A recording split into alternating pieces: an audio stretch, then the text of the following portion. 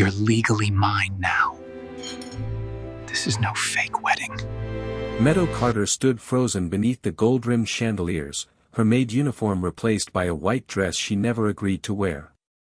The crowded hall smelled of roses and expensive perfume, and every pair of eyes stared at her like she had accidentally wandered into someone else's life. She kept telling herself this was a job, just another strange request from a billionaire family who loved their dramatic charity performances. The agency said she'd be pretend bride for a staged wedding skit, nothing real, nothing binding. Meadow had laughed at the idea then. Now it didn't feel funny. The officiant's voice echoed through the hall, slow and heavy, every word landing like a stone in Meadow's stomach. "Do you, sir, take this woman to be your lawfully wedded wife?" The crowd leaned in, whispering. Meadow waited for the part where someone shouted, "Cut. Scene over." But no one did. Meadow's life is about to change in ways she could never imagine. If you want to see exactly how, keep watching until the end. But before you do, drop a comment and tell me where you're watching from. I'd love to hear from you. Across from her stood the CEO, tall, severe, impossibly calm. His gray suit looked carved onto his frame, his blue eyes unreadable. She had only spoken to him twice while cleaning the mansion, yet now he looked at her like he had known her forever. She didn't understand it. She didn't like it. Her heart pounded as the officiant turned to her. "And do you, Meadow Carter, take this man?" She cut him off with a shaky laugh. "Wait, we aren't really doing this, right? This is the fake wedding thing." The guests shifted uncomfortably, their expressions too serious for anything pretend. Only then did Meadow notice the CEO's mother in the front row, cold expression, jaw tight, eyes filled with something that wasn't just disapproval. It was hate. Real, unfiltered hate. The kind Meadow had felt in classrooms, stores, job interviews.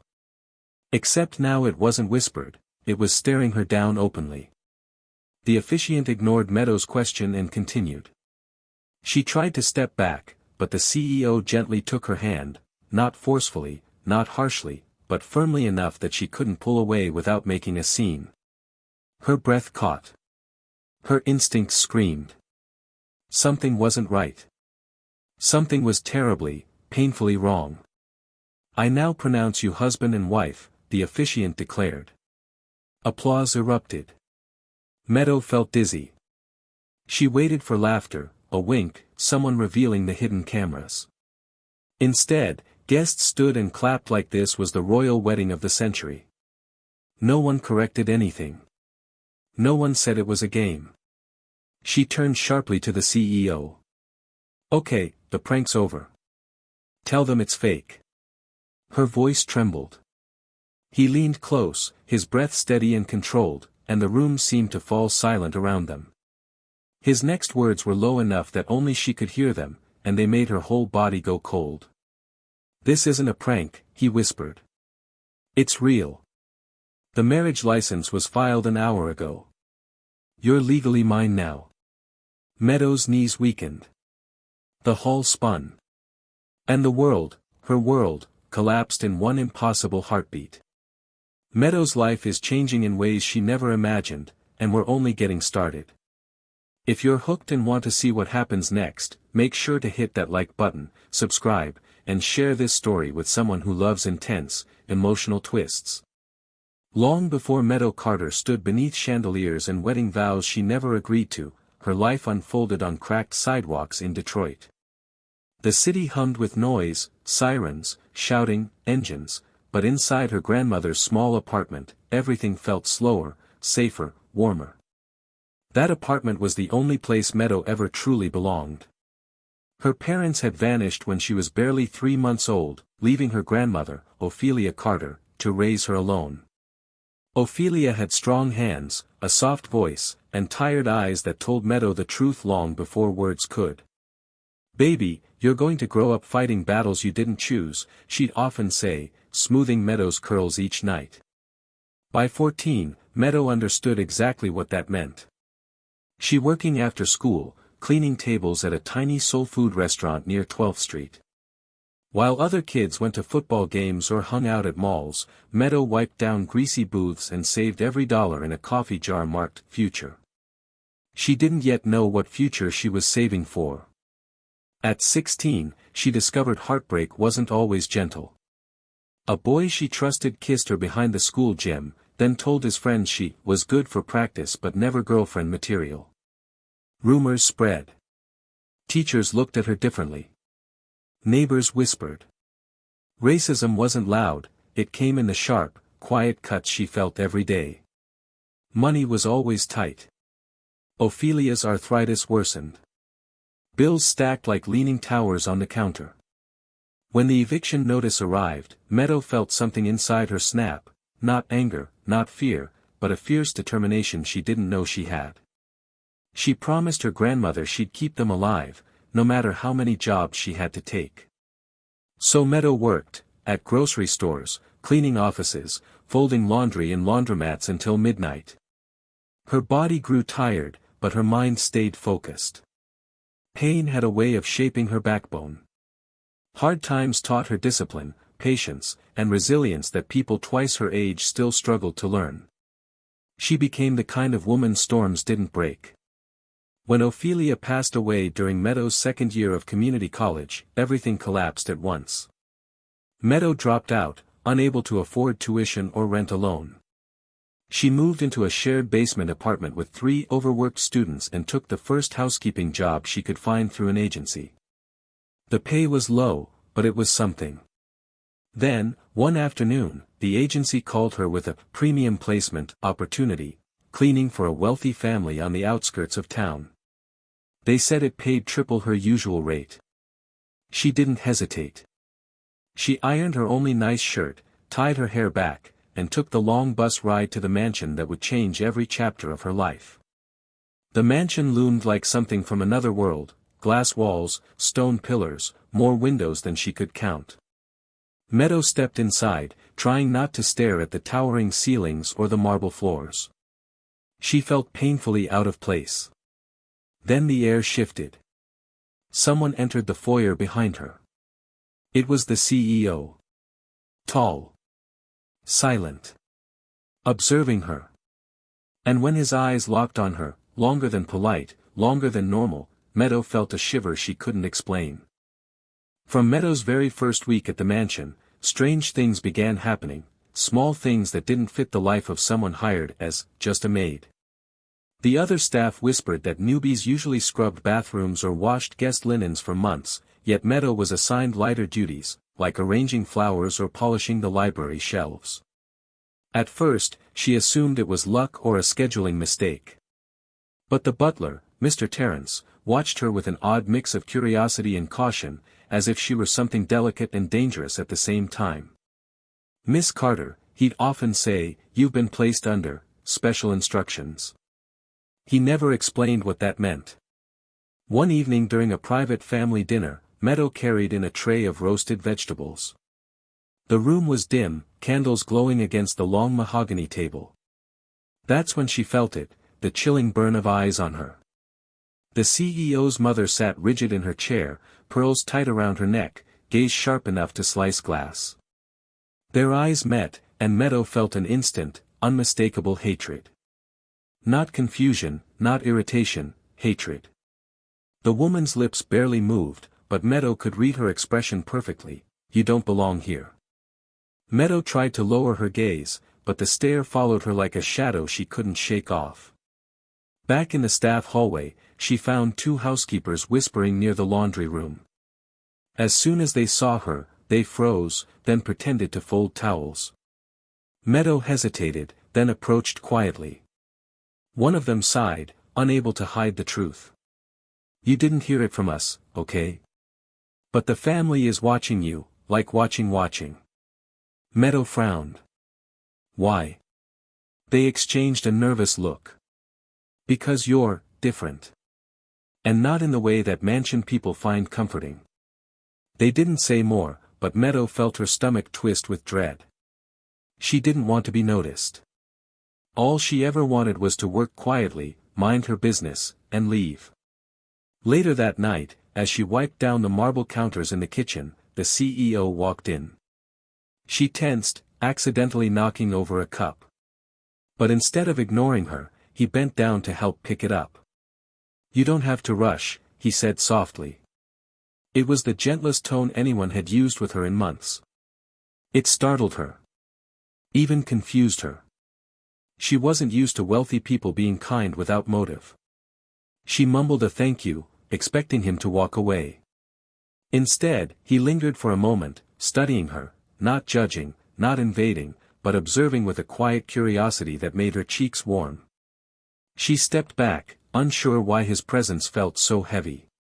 As the night deepened and the mansion quieted, Meadow gathered her cleaning supplies and walked down the hallway toward the service exit. That's when she heard voices, raised, tense, urgent. They were coming from the CEO's private office, the door slightly cracked, light spilling into the hall. "You're making a mistake," a man hissed. "I don't care," the CEO snapped back. "You're risking everything." A heavy pause followed. Then the CEO's voice, low but fierce, "She's the only one I trust." Meadow froze.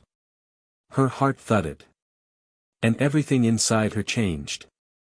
The morning after Meadow overheard the CEO's tense argument, she tried to act normal, moving through her tasks quietly, avoiding eye contact, hoping no one sensed the fear curling inside her. But the mansion felt different, heavier, like someone had drawn new invisible lines she didn't know how to step around without tripping. Late that afternoon, she found herself dusting the shelves of the private library. The room was silent except for the soft hum of the air vents. She didn't hear him enter until he spoke.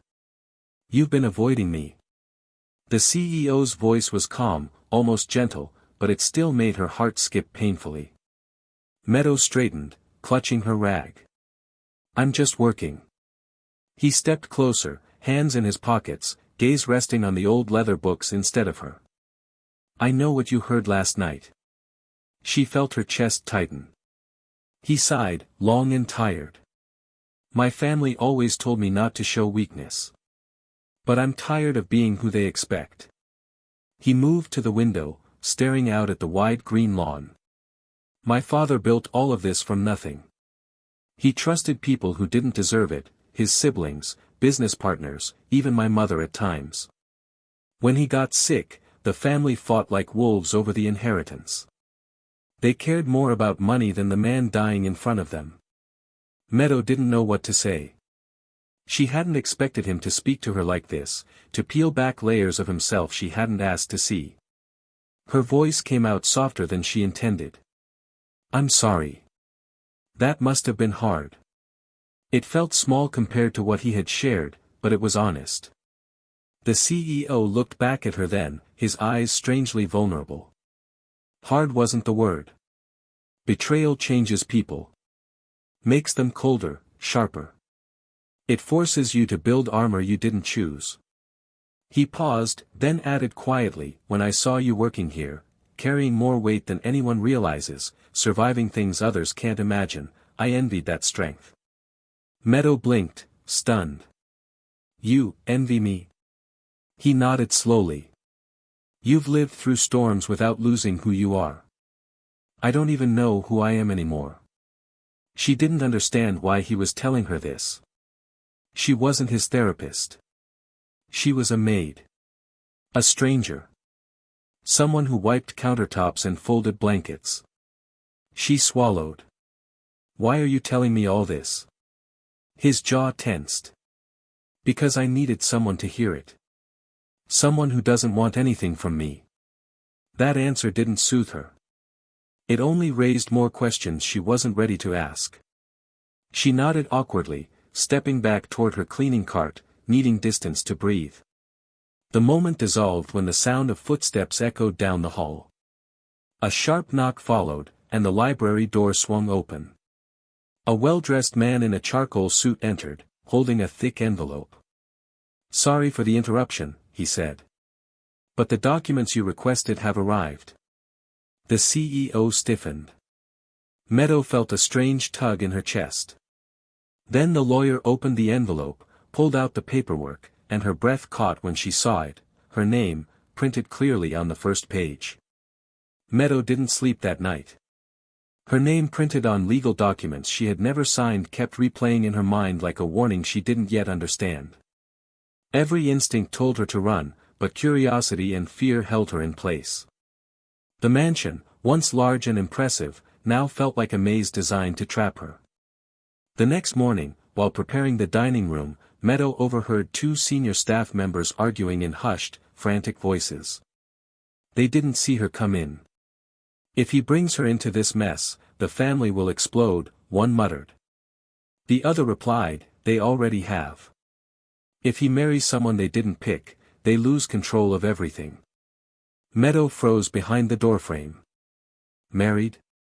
Chosen? Lose control? Her heart pounded as the staff continued whispering. "His mother wants him to marry someone from their circle. Once that happens, the family keeps their power.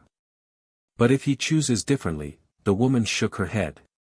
"They're terrified of losing the company." A heavy chill washed over Meadow. Was that why the CEO's mother looked at her with such venom? Did they think she had something to do with his decisions? Meadow stepped back quietly before she could be seen, her breath shaky. She wasn't a threat. She wasn't part of their world. She didn't even want to be. Later that afternoon, Meadow found Alina, the gentle housekeeper from Romania, crying behind the laundry carts. Her shoulders trembled as she pressed a towel to her face. Meadow rushed over, alarmed. "Alina, what happened?" The woman shook her head, struggling to speak. "They think I told you family secrets." "I didn't. I swear I didn't." Meadow knelt beside her, placing a comforting hand on her arm. "I know you didn't. You've only ever tried to help me understand the rules here." Alina sobbed harder, whispering, "I don't want to lose my job. I have 3 children back home depending on me." Meadow held her gently until the shaking eased. Moments like this grounded Meadow.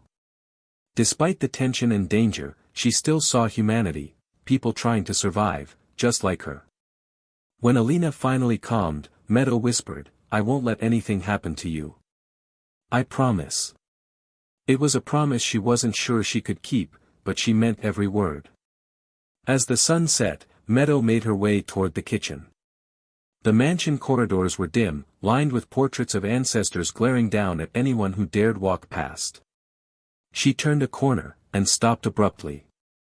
The CEO's mother stood at the end of the hallway, hands clasped, expression colder than winter air. Their eyes locked. Meadow swallowed hard and stepped aside, thinking the woman would pass. Instead, she walked directly toward Meadow, stopping close enough for Meadow to feel her perfume and her hostility. The woman's voice was low, controlled, and sharp as glass. "You have no idea what you've stepped into." Meadow tried to speak, but the woman raised a hand. "Listen carefully," she said, her eyes narrowing with open disdain. "You will regret staying here. One way or another, girls like you always do." The words hit Meadow like a physical blow. The following days felt heavier than anything Meadow had endured in Detroit. The mansion staff didn't look at her the same. Some avoided her, others whispered as she passed, and the family treated her like air, no, worse than air. They treated her like she wasn't human, like she was a thing cluttering their perfect halls. During breakfast service, the CEO's aunt dropped her fork and snapped, "You. Pick that up." Meadow bent to retrieve it, and the woman turned to her sister, muttering loudly, "This is why standards matter." Meadow felt her cheeks burn, but she stayed silent. She had learned long ago that silence sometimes protected her more than words. At lunch, one of the cousins deliberately bumped into her, knocking a tray from her hands. Dishes shattered across the floor. Instead of apologizing, he smirked and said, "Clean it up. Isn't that what you people do best?" The other relatives laughed politely, as if the cruelty were nothing more than light humor. Meadow didn't reply. She knelt, gathering broken pieces with trembling hands. She had held back tears her entire life, through abandonment, eviction, heartbreak, hunger. But that afternoon, in that spotless mansion kitchen, a single tear finally escaped. It surprised her. She hadn't realized how tightly she'd been holding herself together until she felt herself break. She slipped out to the back garden to breathe, wiping her face quickly. She refused to let them see her cry. But when she turned, she froze. The CEO stood near the hedge, watching her, not with judgment, but with something like concern. "Who upset you?" he asked, voice low but firm. Meadow shook her head quickly. "It doesn't matter. I'm fine." "No," he said quietly, stepping closer. "You're not." His tone wasn't commanding, it was protective, something she didn't know how to accept. She avoided his eyes, but he continued, "They don't get to treat you like this. I won't allow it." She didn't understand why he cared. She barely knew him. He barely knew her. Yet the conviction in his voice felt real, unsettlingly real. Meadow wrapped her arms around herself. "I just want to work and leave when my shift is done. I don't want trouble." He exhaled, frustrated but gentle. "You're not the source of the trouble." Later that evening, Meadow returned to the main hallway to collect linens. The atmosphere felt wrong the moment she entered, tense, crowded, buzzing with quiet outrage. The CEO's mother stood at the center, surrounded by relatives. In her hand was a velvet box, open and empty. Her eyes landed on Meadow like a dart. "There she is," the mother announced. "The only one who passed through the sitting room today." Murmurs rippled through the crowd. Meadow's chest tightened. "What happened?" she asked softly. The mother lifted the box. "A diamond bracelet is missing." "My bracelet. And you were the last person near it." Meadow stepped back, stunned. "I didn't take anything." The mother's voice rose sharply. "Search her." Gasps echoed. Staff froze. Meadow's world turned upside down in one horrifying instant. The mansion erupted into chaos the moment the missing bracelet was mentioned. Voices clashed from every direction, accusations, gasps, whispers sharpened into blades. Meadow stood in the center of it all, feeling the floor tilt beneath her as if she were trapped in the eye of a storm she never asked to enter. One of the CEO's aunts jabbed a manicured finger at her. "Search her room. Search her bags.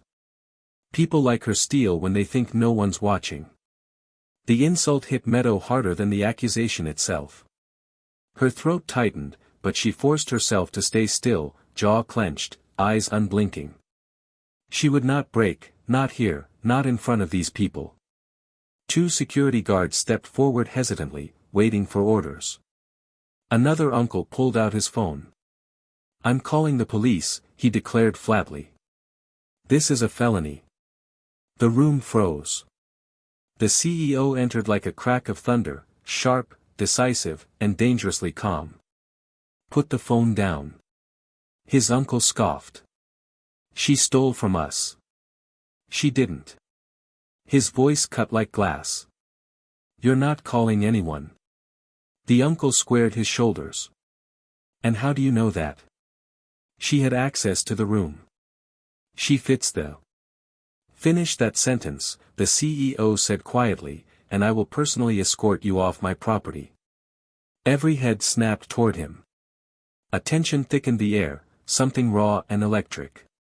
Meadow had never seen him like this. Not even close. The uncle tried to recover, but stumbled over his words. "The bracelet is gone. Someone took it. And she..." A voice from the hallway interrupted him. "It wasn't her." The housekeeper stepped in, trembling but determined. She held up the diamond bracelet like a beacon. "It fell behind the dresser when I was dusting. I found it just now." Silence. Heavy. Humiliating, for the people who accused her. The CEO turned slowly toward his uncle. "You nearly called the cops on an innocent woman. In my home. My employee." His uncle bristled. "You're overreacting." You set her up. Gasps rippled through the room. The CEO didn't raise his voice. He didn't need to. You planted the rumor. You pushed the story. You wanted a scandal. His uncle stepped back, face paling. You're fired, the CEO said coldly. Effective immediately. Leave the property. The uncle sputtered with outrage, but security moved toward him. The message was clear: argue, and be dragged out. When he was escorted away, the room slowly emptied, family members whispering frantically, some embarrassed, others furious the situation had turned against them. Meadow stood frozen, hands shaking. She hadn't realized she'd been holding her breath until her chest burned. She slipped toward the back door, needing air, space, anything but this. But the CEO caught up to her outside, breath visible in the cold night air. Meadow. She didn't turn. I shouldn't be here. They hate me. And I'm tired. I can't, her voice wavered. He stepped in front of her, not blocking her escape, just meeting her eyes. Please don't go. Her heartbeat skidded. I need you, he said quietly. More than you know. Morning came quietly, as if the mansion itself felt guilty for the chaos it had hosted the night before. Meadow stepped into the kitchen expecting whispers, stares, maybe another setup waiting to pounce, but instead she found silence. Heavy, watchful silence. Every relative who walked past her gave a tight, cold expression, the type that said, "You should have left when you had the chance." She ignored them. Or tried to. It wasn't until she reached the study that the tension eased. The CEO was there, sitting by the window with a cup of tea instead of his usual coffee, an odd detail that caught her attention. He looked tired. Not physically, but somewhere deeper. You didn't sleep, Meadow observed softly. He glanced up. Neither did you. She hesitated, then stepped inside. For the first time, it didn't feel like entering the office of a billionaire, it felt like entering the room of someone who'd been hurting for a long time. He gestured toward the chair across from him. Sit. Only if you want. She surprised herself by agreeing. A long, comfortable quiet settled between them before she spoke. Why did you defend me like that? You didn't have to go that far. He studied his hands. I did. Because I've watched people like them destroy good people before. My father. My mentors. And now you. Meadow didn't know what to say. No one in this mansion, not a single soul, had treated her like a human being except him. So she shifted the conversation. What were your dreams? Before all of this? She motioned vaguely at the mansion, the chaos, the weight on his shoulders. He looked startled by the question. Maybe no one had asked it in years. I wanted to be a teacher, he admitted. History, actually. I loved the idea of helping kids understand how the world turned into what it is today. Meadow smiled, small but sincere. You would have been good at that. He didn't smile back. My mother said teachers don't inherit empires. She made sure I understood my duty. The word duty sounded like a chain around his ribcage. He shifted his gaze to Meadow. What about you? What did you want to be? Meadow laughed under her breath, almost embarrassed. A voice actor. That surprised him. Really? Yeah. I never told anyone. It sounded silly. Growing up, people were more concerned about my grades or making sure I survived school without being labeled angry or difficult. You don't sound silly, he said. You sound like someone who still has a shot at her dreams. And for the first time, she believed he meant it. Their quiet moment didn't go unnoticed. Footsteps and harsh whispers echoed outside the study, his family, furious that the two were even speaking privately. Meadow lowered her gaze. They're blaming me for everything, aren't they? They blame anyone who threatens their control, he replied. You're just the easiest target. A knock interrupted them, sharp and impatient.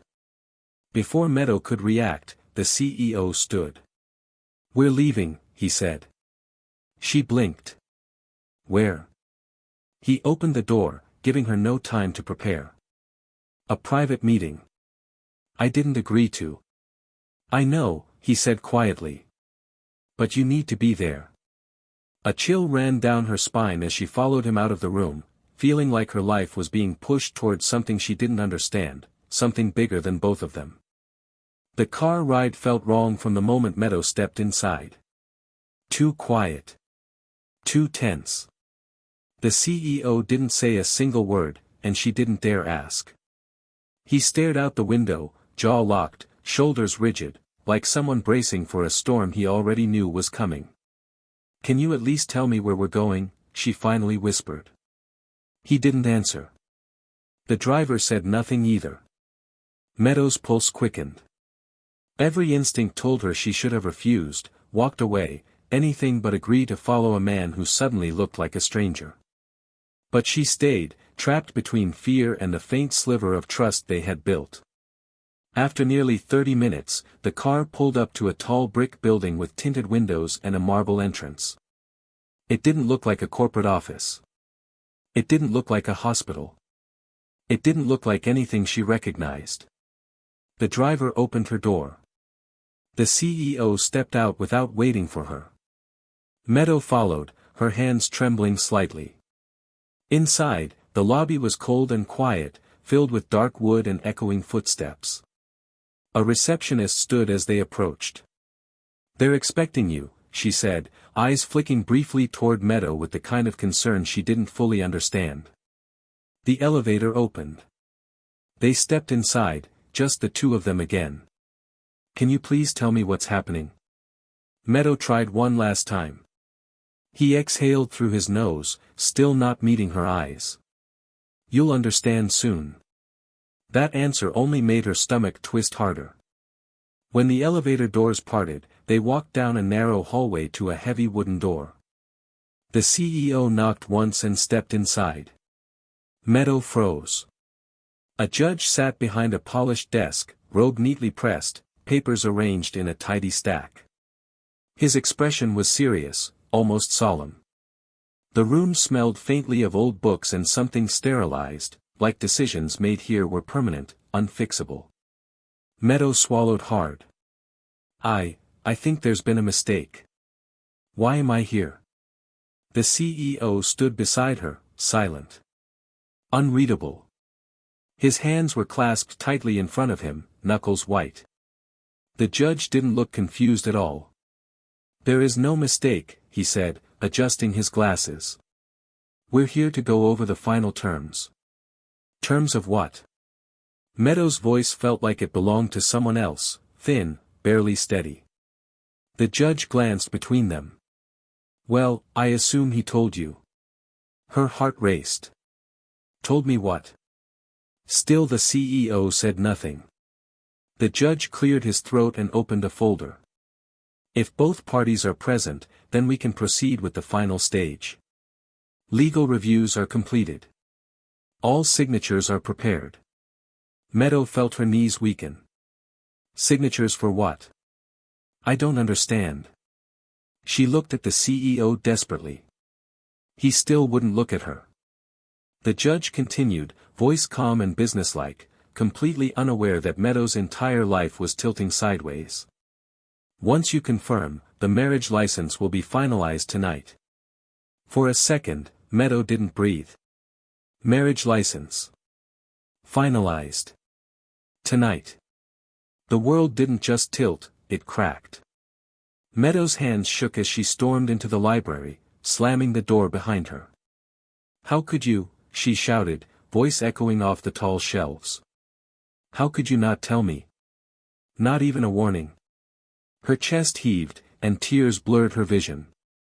The CEO rose slowly from his chair, eyes tired but steady. "Meadow," his voice was quiet, careful, but it only made her angrier. I'm sorry. I truly am. Sorry. Sorry doesn't make this legal trap less real. You we're married. You've ruined my life. She ran her fingers through her hair, clutching at strands as though holding on could stop the ground from falling beneath her. He held up his hands, not in surrender but pleading. I didn't want this for you. I had no choice. My family, they would have destroyed everything. You were the only way to protect them and me. Meadows' voice cracked. Protect you? You made me part of your war. She spun on her heel, running to the window. The city skyline stretched beyond the mansion grounds, a distant world she felt barred from, trapped by invisible chains. She sank to the floor, pressing her palms to her face. Memories of Detroit surged up, grandmother's gentle voice, her soft hands smoothing Meadows' hair after a hard day. Baby, never let anyone steal your voice. Stand tall, even when the world tries to bend you, her grandmother had whispered, a mantra that had carried her through eviction, hunger, and heartbreak. A quiet, painful sob escaped her chest. For the first time in years, she let herself cry, not just sadness, but rage, betrayal, and exhaustion all mingling together. The mansion, with its polished floors and gilded halls, felt suffocating. It wasn't a home. It was a trap. The CEO crouched beside her, careful not to touch her without permission. I never wanted to hurt you, he said. I thought I was protecting you, from them, from everything. Meadows shook her head, leaning away. Protect me? You made me a pawn. You think apologies fix things that are already broken? She stood abruptly, adrenaline replacing some of the despair. Her mind raced. She couldn't stay here. She couldn't. Her eyes darted to the heavy front doors, then to the side exit near the kitchen. Her heartbeat drummed so loudly she was sure he could hear it. She didn't think twice. Her legs carried her forward, ignoring his calls. I can't. Meadow, wait, he shouted, but she didn't slow down. Every step felt like flying and falling at the same time. The mansion's corridors twisted and loomed around her like a maze, but all she wanted was freedom. She could feel the weight of her grandmother's voice urging her onward, baby, stand tall. Take your life back, no matter who tries to trap you. She reached the side door, yanking it open, wind hitting her face like a slap, and ran into the night, determined to escape, determined to reclaim her choices, determined to breathe again outside the golden cage that had nearly broken her. Meadows' breath ripped through her chest as she sprinted across the mansion grounds. The night air stung her lungs, filled with the faint scent of roses and freshly cut grass. Freedom had never felt so urgent, so fragile. Every step was a heartbeat closer to safety, or disaster. She hadn't even reached the perimeter fence when a sharp shout froze her in place. Stop her. Two security guards emerged from the shadows, blocking her path. Meadows' stomach dropped. Panic clawed at her chest. She wasn't prepared for this, they weren't going to let her leave. Her legs trembled as they advanced. Please, she cried. I don't want trouble. I just need to leave. One of the guards sneered. You can't just run, girl. You belong here. The words hit harder than any physical blow. Belong here. She had been a pawn, a scapegoat, and now they were telling her she couldn't leave a gilded cage she never asked for. Before she could react further, the CEO stepped into the hallway. His presence was sudden and commanding. Step back. Both of you. His voice held an edge she had never heard before, a warning that could not be ignored. The guards hesitated, and he took a deliberate step closer. I said step back. Now. Meadows stared at him, confusion and anger twisting her stomach. He wasn't letting them hurt her. After everything, after the accusations, the setup, the threats, they were still loyal to him, yet he had chosen to protect her. The security guards retreated slowly, casting uneasy glances at him. Meadows' knees nearly buckled. She didn't know whether to hug him in relief or scream in frustration. Her emotions tangled into a messy knot of trust and betrayal. She backed away from the confrontation, suddenly aware of how alone she truly was in this house. Even him, her protector, was part of a world she could barely understand. Every staff member, every relative, had tried to trap or manipulate her. Every step forward felt like a war against the invisible hands of the family. When the hallway finally cleared, Meadow wandered into a quiet study she had never seen before. Dust floated in the moonlight, thick in the stale air. She ran her fingers over a desk, searching for something, anything, that could give her answers, control, or just a sliver of clarity. Behind a stack of old files, she discovered a folder with the family crest embossed in gold. Curiosity overtook fear. She opened it, and her eyes widened as she read the first line. It detailed her employer, the CEO, and his inheritance, his legal battles, and secrets she had never imagined. Her heartbeat quickened. This was bigger than she thought.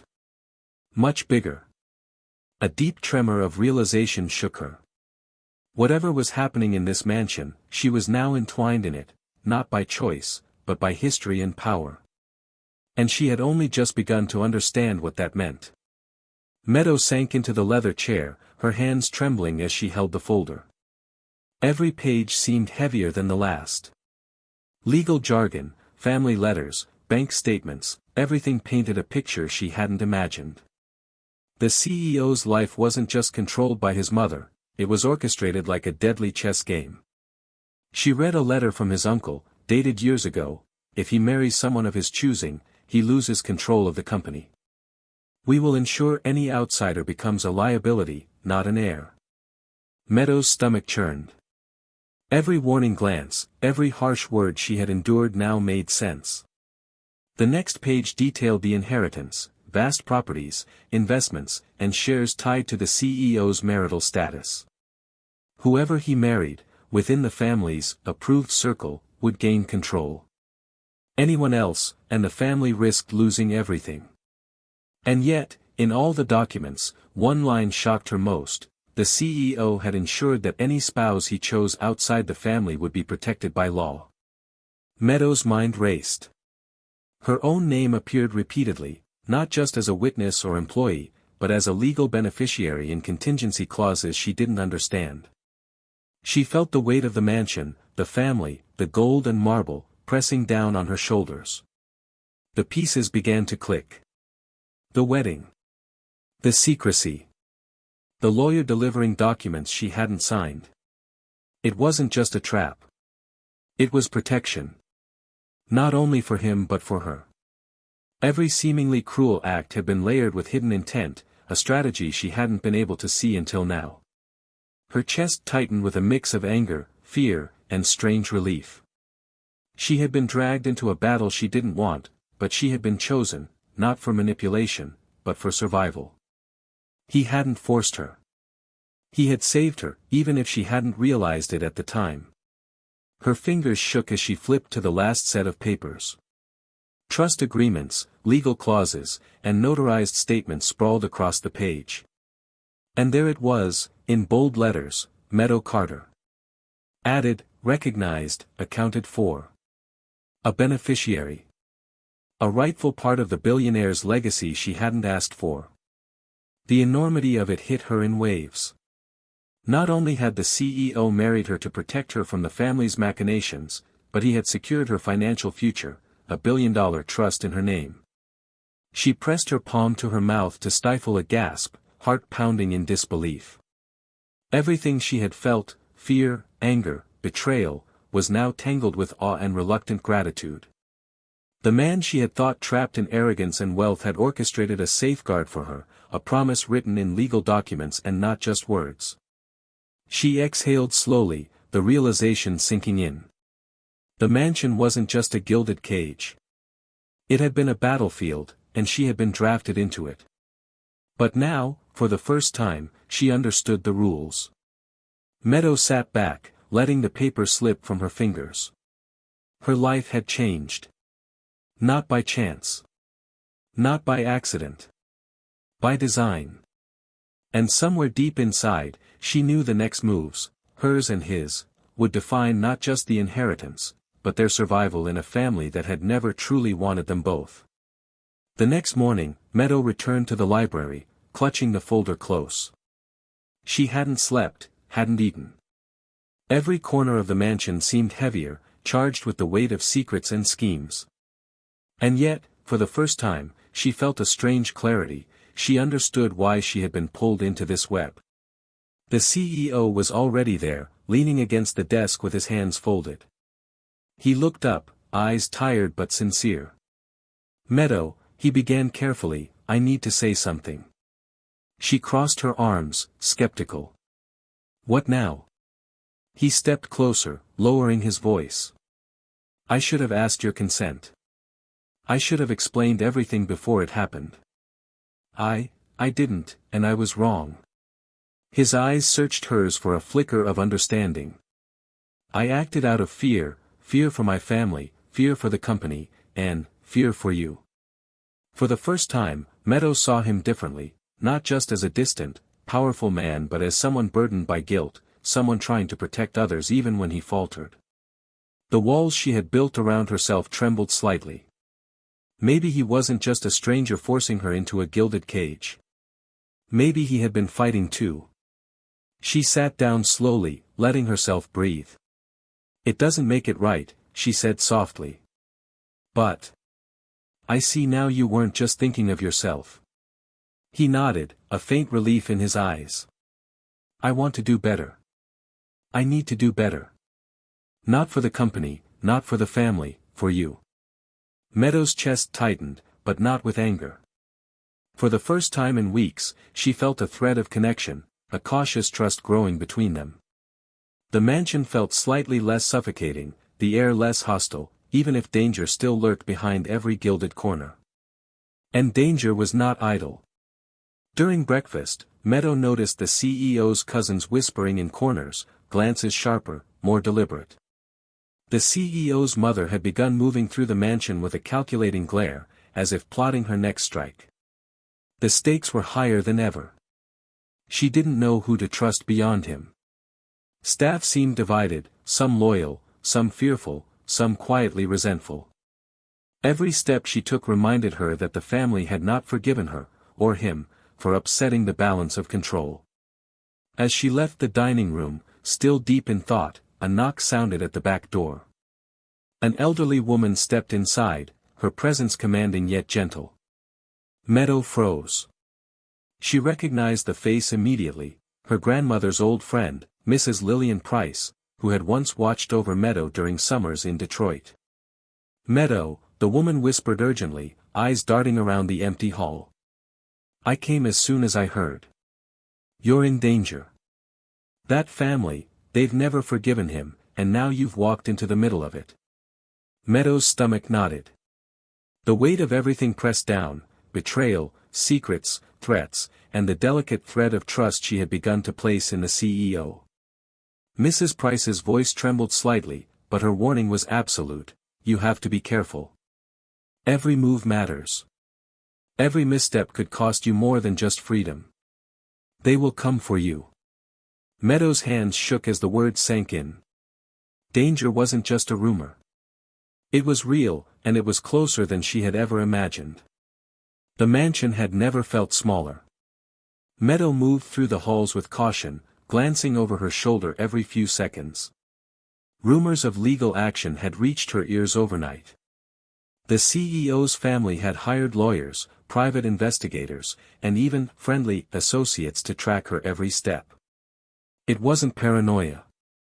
On her walk to the grocery store that morning, she noticed a black sedan parked across the street. The tinted windows reflected her image back at her, unmoving, silent. A man inside scribbled in a notebook. Meadow's heart raced. They were watching. Returning to the mansion, she tried to hide the tremor in her hands. The CEO met her in the foyer. "I saw the car," he said quietly. "You can't go anywhere without letting me know. Not until we deal with this." Meadow felt a mix of gratitude and frustration. She wanted to run, to breathe freely, but the mansion, the family, the threats, they had all become chains she couldn't break alone. She nodded reluctantly. I understand. His protective side had grown fiercer in the past week.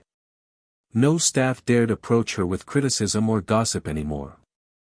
Doors were held open, security subtly shifted, and he seemed to anticipate her every step, an invisible shield she both appreciated and resented.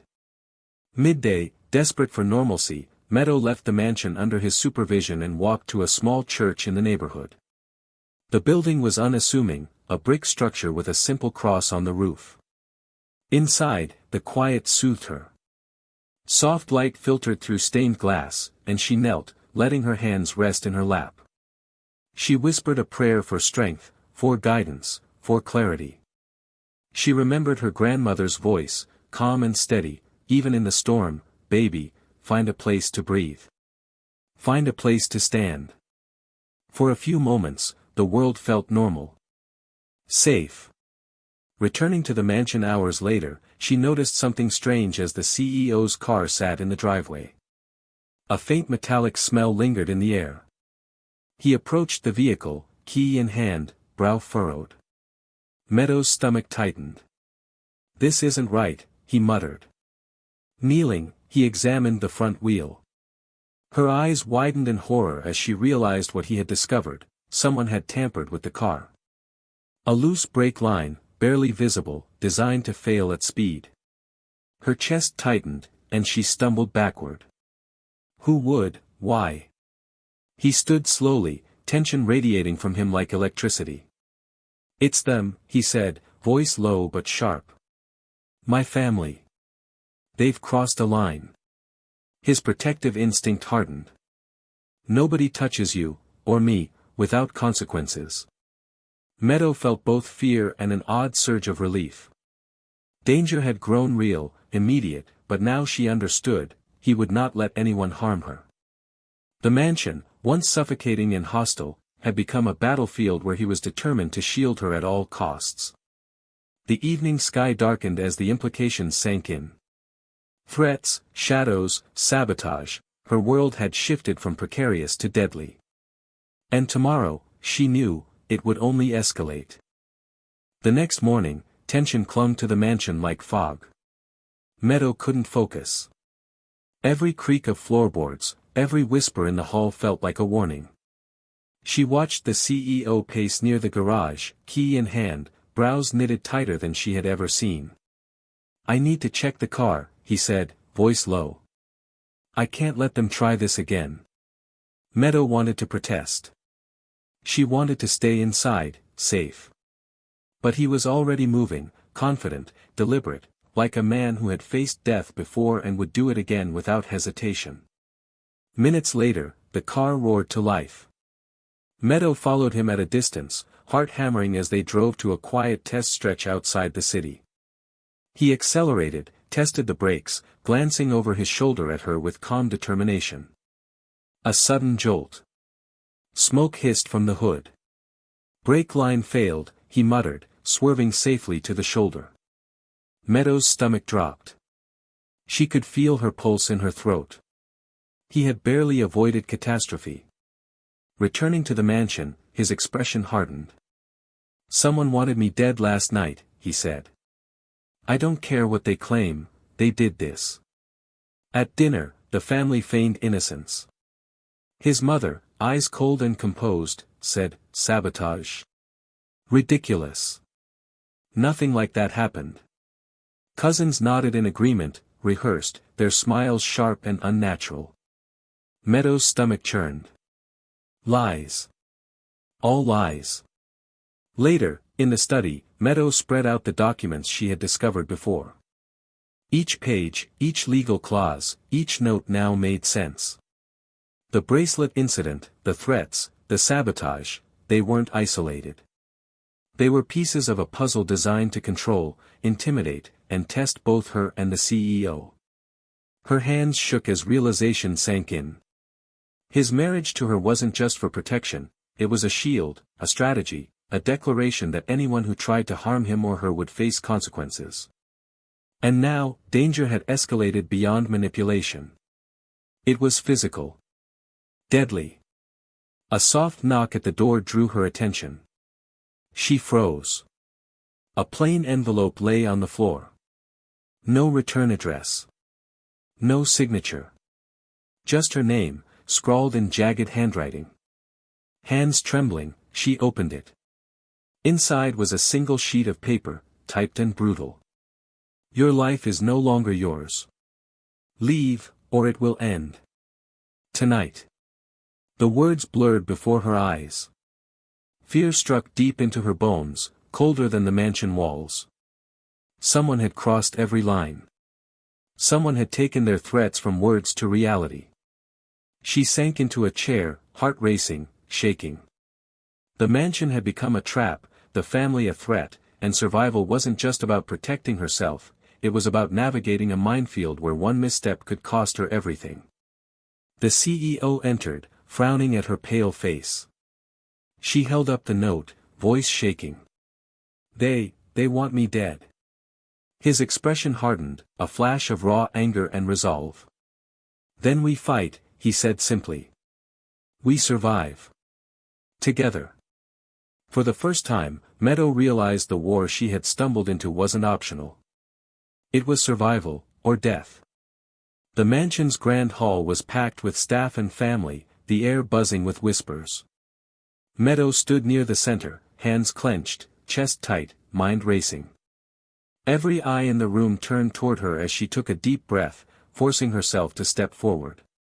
Enough, she said, voice trembling at first, then growing stronger. Enough lies. Enough manipulation. Enough pretending that your cruelty is business as usual. Gasps rippled through the room. Her fingers shook, but she kept her chin lifted, heart hammering. The family froze, a flicker of shock crossing even the CEO's mother's carefully maintained mask. The CEO stepped beside her. He didn't speak, he didn't have to. His presence, calm and protective, anchored her. She drew strength from it, letting his quiet resolve fuel her own. She could face them. She had to face them. You've tried to control me, manipulate me, even scare me, Meadow continued, louder now. But I am not afraid anymore. I am not a pawn, and I am not invisible. Her voice resonated, echoing across the polished marble. His mother's lips thinned, the rest of the family stiffened.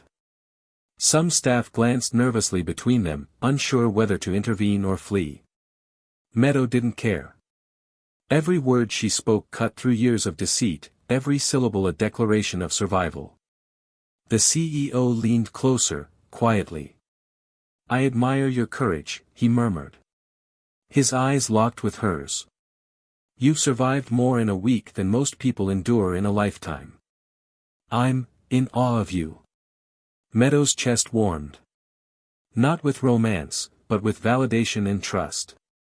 He wasn't just standing with her physically, he was on her side emotionally, acknowledging her strength, giving her the permission she had been craving for months, the permission to fight back. She straightened her shoulders and addressed the family again. And now, everyone will see the truth. Her eyes flicked to the CEO, who nodded. A sharp sound broke the tension, the unmistakable click of a laptop connecting.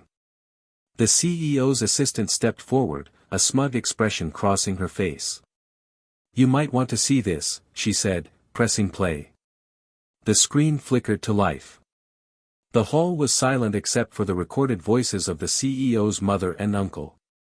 They were speaking candidly, plotting sabotage, threats, and manipulation, every scheme Meadow had endured, every trap she had narrowly survived. Faces went pale. Whispers became frantic. Staff stared in shock. Even the CEO's usually cold mother froze, realizing every calculated word was now public evidence.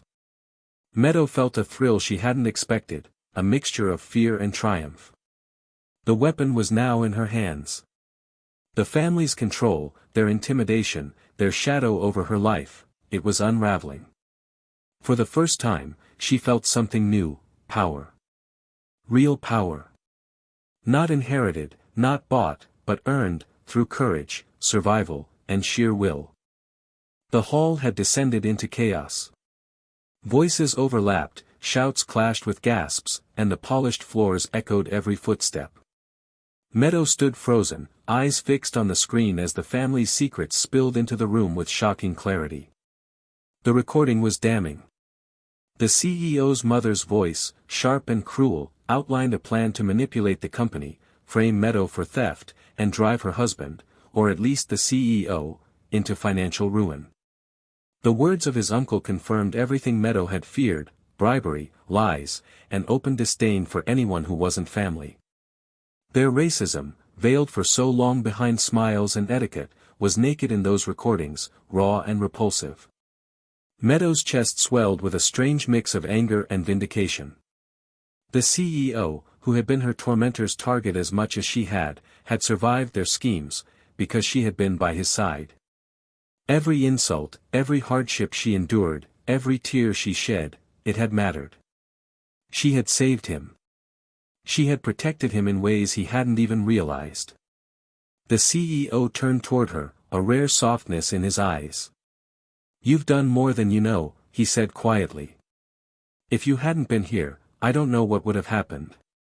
Meadow swallowed, heart pounding. We survived," she whispered, not fully trusting herself to speak louder. Because I didn't give up." The family's faces were a mix of horror, anger, and disbelief. Their carefully constructed empire, their schemes, their intimidation, they were unraveling in real time. For the first time, they were powerless. After the initial shock, the mansion felt almost empty. Meadow and the CEO moved to the balcony, the city lights sprawling below them like a sea of possibilities. The night air was calm, cool, a sharp contrast to the chaos inside. They sat in silence for a while, letting the tension of the past days ebb. No words were needed.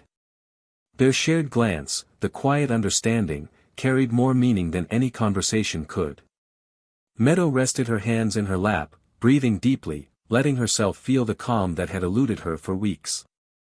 "It's over," she said finally, though even she wasn't entirely sure if it was. He didn't answer at first, just watched her, a silent acknowledgement passing between them. Then, a sharp noise shattered the fragile peace. A convoy of black SUVs pulled up to the front gates. Headlights cut through the darkness, reflecting off the mansion's windows. "What now?" Meadow whispered, standing quickly. The CEO's expression tightened, a storm behind his calm facade. "We're about to find out." Agents in suits emerged, badges flashing, voices firm. "FBI," one shouted. "Everyone inside, stay where you are." Meadow's heart skipped. The mansion, the family, the plots, the sabotage, it had all escalated to a level far beyond anything she imagined. She glanced at the CEO, whose jaw was set and eyes sharp. This was no longer just a battle for respect or survival. This was the full reckoning. The FBI moved through the mansion like a controlled storm. Agents shouted orders, cuffed, and documented. Meadow watched in stunned silence as the very people who had tormented her, the CEO's own relatives, were led away, faces pale, mouths open in protest or denial. The CEO stood nearby, jaw tight, shoulders stiff. The weight of the past weeks pressed down on him like a tidal wave. Every scheme, every betrayal, every hidden attack threatened to collapse the empire he had worked to build. For a moment, he looked smaller than Meadow had ever seen him, just a man facing the consequences of a lifetime of manipulation. Meadow stepped forward. Her heart pounded, adrenaline surging, but her voice was clear and unwavering. "I've seen the threats. I've lived through them. I've seen how far they were willing to go to control him, and me." She paused, scanning the room. Staff, agents, and even a few remaining family members listened. "I will not let fear dictate my life. I will not be silenced. And I will not let their lies continue to harm anyone else." Her words hung in the air. There was power in her courage, a silent energy that electrified the room. Even the CEO, standing beside her, seemed momentarily in awe, his protective gaze softened with respect. The agents nodded, taking notes, listening carefully. The legal power that Meadows' testimony provided was more than just personal validation, it was critical evidence. Each detail she shared tightened the case against the family, revealing layers of fraud, manipulation, and intimidation that had spanned years. Hours later, after meticulous interviews and recounting events she had lived through in detail, Meadow finally stepped back, exhausted but resolute. She had spoken, and her words carried weight, her courage had turned the tide. The CEO reached for her hand, a silent acknowledgement of the role she had played. He opened his mouth to speak, but the stress of the last weeks, the near sabotage, the legal threats, and the emotional roller coaster caught up with him. Without warning, his knees buckled. Meadow lunged forward instinctively, catching him before he could fall to the floor. "No. Stay with me," she shouted, her voice cracking. The agents hurried to assist, but Meadow's grip was firm. She held him steady as he gasped for air, face pale, eyes squeezed shut. His body trembled with exhaustion, his chest rising and falling rapidly. For the first time, Meadow felt the full magnitude of what they had endured together. The threats, the betrayals, the manipulations, it had all taken its toll. And yet, as she looked into his eyes, there was still trust, gratitude, and an unspoken bond that had only grown stronger through adversity. The room was quiet now, filled with tension, concern, and the faint glimmer of justice in motion. Outside, the world moved on, unaware of the battles fought behind the mansion walls. Meadow whispered, steadying him, "You made it. We made it. We're not done yet, but we're still here." And for a fleeting moment, amid chaos and fear, survival felt like victory. The hospital room was quiet except for the steady beep of monitors and the faint hum of the air conditioning. Meadow sat in the chair beside the CEO's bed, her hands folded neatly in her lap, though her fingers twitched with unease. The events of the past weeks had left scars, both visible and invisible, but here, in the sterile calm of the room, the tension began to ease just slightly. He stirred slightly, opening his eyes and meeting hers. For a moment, neither spoke. Meadow simply held his gaze, allowing the silence to fill the space between them. She thought about the chaos of the mansion, the threats, the near-death experiences, and how fragile life had suddenly become. He began, voice hoarse, "I wanted to apologize again. For everything. For the secrecy, the manipulations, for not asking you before, well, everything." Meadow shook her head softly. "I know why you did it. And I know it wasn't easy. But you should have trusted me with the choice. I wouldn't have run away." He chuckled faintly, the sound weak but genuine. "From the first day, even when you were just doing your job. I admired your strength. I still do. More than you know."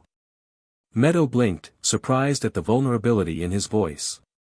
The CEO, who had always been commanding, guarded, and seemingly untouchable, was revealing a part of himself that only she had ever seen. And she felt a soft warmth in her chest, a mixture of pride, relief, and something deeper that she couldn't quite name yet. "I never expected to care," he admitted quietly. "Not like this. But seeing how you handled everything, how you faced fear, how you refused to give up, you've changed me." Tears pricked the corners of Meadow's eyes. She had seen him as distant, powerful, even unapproachable, yet this fragile, honest version of him felt more real than the man behind the mansion walls. She reached out, hesitating, then lightly touched his hand. "We've survived everything together. Maybe we were meant to meet this way." A faint smile curved his lips. "Maybe we were." The hospital room felt softer now, the tension melting just enough to allow a fragile peace. They talked for hours, about mistakes, regrets, fears, and triumphs. Meadow shared memories of her grandmother, of Detroit, of hardships that shaped her resilience.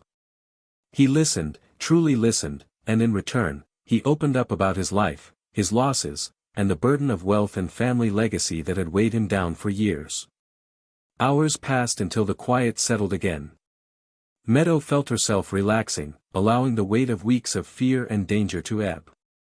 Just as she thought the room had reached calm, his eyes fluttered open, sharper now, filled with emotion she had never expected. "Will you stay?" he whispered, voice trembling, "not as my maid, but my wife." Meadow froze, heart pounding. Every fear, every triumph, every secret of the past weeks led to this moment. The question hung in the air, fragile, powerful, and undeniable. Meadow stared at him, heart racing, mind a whirlwind of memories, emotions, and possibilities. The mansion, the threats, the betrayals, the near-death moments, they all led to this quiet, fragile question. For the first time, she could answer not out of obligation, fear, or manipulation, but choice. She exhaled slowly, letting the weight of the past week settle into clarity. "Yes," she whispered, voice steady, not because it was expected, but because she wanted it. "Yes, but only because this is my choice." A smile broke across his face, relief and tenderness shining in his eyes. He took her hands gently, a silent promise passing between them. No secrets, no traps, no manipulations, just honesty, trust, and a fragile new beginning. They returned to the mansion slowly, cautiously, rebuilding their lives one small step at a time. Meadow learned the ropes of the company, earning respect from staff and board members alike. Her sharp instincts and courage, once dismissed or ignored, became invaluable. She was no longer just the maid, the outsider, or the pawn, she was a partner, co-owner, and force to be reckoned with. The CEO watched her with quiet admiration, often pausing to remind her, "Your strength saved us both. Never forget that." And Meadow, once uncertain and fearful, began to see herself as someone who could shape her own destiny, not just survive within the constraints of others' expectations. Months passed. The mansion's halls, once heavy with tension and whispers, echoed with laughter, collaboration, and a cautious peace. Meadow's influence grew. Decisions were made together, strategies plotted, and a new culture emerged, one of respect, inclusion, and transparency. Then one afternoon, as Meadow reviewed documents in her private office, a letter arrived. The envelope was worn, the handwriting faintly familiar. She opened it, and her heart nearly stopped. The letter was from her parents. Alive. They had been forced apart by circumstances she barely remembered, a childhood lost, secrets, and mistakes that had kept them away. They wrote of regret, love, and a desperate wish for forgiveness. Meadow sank into her chair, eyes wide, mind spinning. Her life, once defined by abandonment, betrayal, and survival, had now looped back to confront the first wounds she had thought were permanent. Her parents wanted her. After everything, she had a choice: forgiveness, rejection, or a path she couldn't yet imagine. She folded the letter slowly, a mix of anger, longing, and hope churning inside her. The mansion, the company, the CEO, all of it had given her power, safety, and love. Yet this new revelation reminded her that life would always test her. She looked out the window at the sprawling city below, sunlight glinting off glass towers. Freedom wasn't just surviving threats or conquering the manipulative, it was deciding her own path, writing her own ending. Her lips curved in a faint, determined smile. "I have a choice," she whispered to herself. "I always had a choice." And now, dear viewer, Meadow's story is in your hands. You have the right to choose your own ending. What would you do if you were Meadow? Meadow's life changed in ways she never imagined, but what would you do if you were in her shoes? Comment below with your choice, and don't forget to like, subscribe, and hit the bell so you never miss another shocking story like this.